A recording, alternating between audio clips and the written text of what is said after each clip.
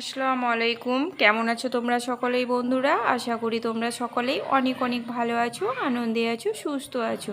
আলহামদুলিল্লাহ আমিও অনেক ভালো আছি। আজকে আমি তোমাদের করে দেখাবো গলদা পকোড়া বা গলদা ফ্রাই রেসিপি, একেবারে ঘরোয়া পদ্ধতিতে।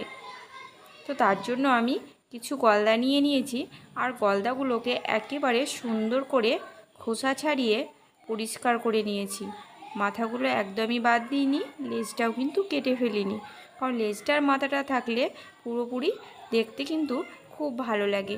সেজন্য আলতো হাতে সুন্দরভাবে ছাড়িয়ে নিয়েছি, যেন মাথাটা ভেঙে না যায়। তো এটাকে আমি এবার ম্যারিনেট করে নিচ্ছি। তার জন্য আমি দিয়ে দিলাম পরিমাণ মতো লবণ, আর দিয়ে দিলাম জিরে গুঁড়ো, একটুখানি ধনে গুঁড়ো, একটুখানি হলুদ, আর সামান্য পরিমাণে টক দই, আর দিয়ে দিচ্ছি তেল, সরিষার তেল। এবারে এটাকে আমি ভালোভাবে হাতের সাহায্যে মেখে নেব। আসলে এটা কি বলো তো, যত বেশি ঝাল ঝাল হবে তত বেশি কিন্তু খেতে ভালো লাগে। কিন্তু এখানে কিন্তু আমি কোনো লঙ্কা ব্যবহার করলাম না। তোমরা চাইলে লঙ্কা ব্যবহার করতে পারো, গুঁড়ো লঙ্কা দিয়ে দিতে পারো। যারা ঝাল ঝাল পছন্দ করো তারা অবশ্যই গুঁড়ো লঙ্কা দিয়ে দেবে, আর চাইলে একটু তোমরা আদা রসুনের পেস্টও দিয়ে দিতে পারো। তো এটাকে আমি ভালোভাবে ম্যারিনেট করে নিলাম, আর একটা একটা করে টিফিন বক্সে ভরে কিছুক্ষণের জন্য রেস্টে রেখে দেব। দেখতেই পাচ্ছ কত সুন্দর হয়েছে ছাড়ানো, যে একটাও কিন্তু ভাঙেনি। এবারে এটাকে আমি রেস্টে রেখে দেব ম্যারিনেট করে। এটাকে যতক্ষণ বেশি ম্যারিনেট করে রাখা যায়, মাছের গায়ে কিন্তু মশলাটা ঢুকে যায় তত বেশি, আর বেশি খেতে ততটাই টেস্টি হয় আর ভালো লাগে। তো এখানে আমি নিয়ে নিয়েছি একটা পাত্রে একটুখানি বেসন। তো বেসনের পরিবর্তে তোমরা কিন্তু ময়দা আর কর্নফ্লোর ব্যবহার করতে পারো। তো এখানে আমি বেসন দিয়েই করছি। বেসন নিয়ে নিয়েছি, দিয়ে দিলাম একটুখানি জিরে গুঁড়ো, একটুখানি ধনে গুঁড়ো, আর একটুখানি হলুদ গুঁড়ো, আর দিয়ে দেব আমি একটুখানি খাবার সোডা। কারণ খাবার সোডাটা দিলে দেখবে পকোড়া বেশ মুচমুচে হয় আর খেতে বেশ ভালো লাগে। আর দিয়ে দেব সামান্য পরিমাণে লবণ, স্বাদ মতো। এবারে সবশেষে দিয়ে দিচ্ছি আমি একটুখানি গরম মশলা। গরম মশলা দিলে দেখবে সেন্টটা খুব ভালো হয়, আর খেতেও কিন্তু দারুণ লাগে। আর এখানে আমার একটুখানি ফিশ মশলা ছিল, সেটাকেও আমি দিয়ে দিলাম। এবারে আমি সবগুলো উপকরণ দিয়ে এটাকে ভালোভাবে একটুখানি জল দিয়ে মেখে নেব। তো এখানে আমি একটুখানি জল দিয়ে হাতের সাহায্যে ভালো করে মেখে নিচ্ছি, কারণ বেসন দেখবে হাতের সাহায্যে মাখাটাই বেশ ভালো হয়, তাই আমি হাতের সাহায্যেই মেখে নিলাম।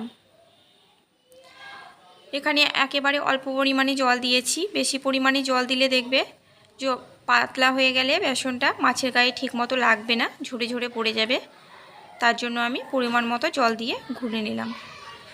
এবারে আমি ভালোভাবে এটাকে ঘুলে নেব। তারপর ঘুলে নিয়ে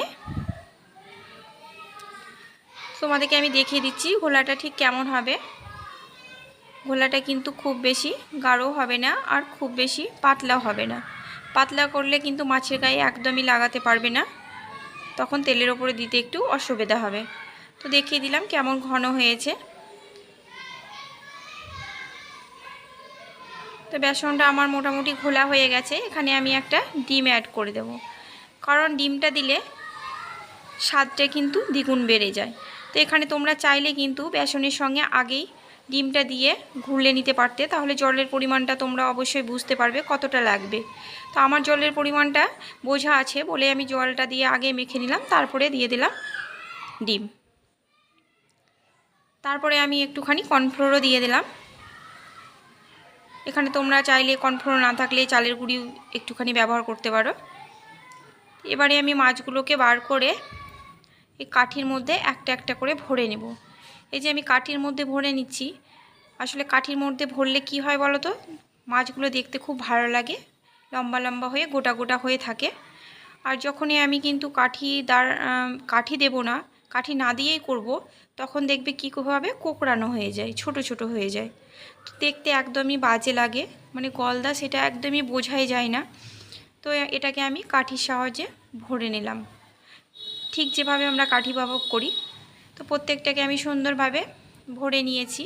কড়াইয়ে কিন্তু তেলও দিয়ে দিয়েছি ওদিকে। কড়াইয়ে তেলটাও কিন্তু গরমও হয়ে গেছে, দেখতেই পাচ্ছই। এবার আমি একটা একটা করে বেসনের মধ্যে চুবিয়ে ছেড়ে দেব, আর এটাকে সুন্দরভাবে ভেজে নেব প্রত্যেকটাকে।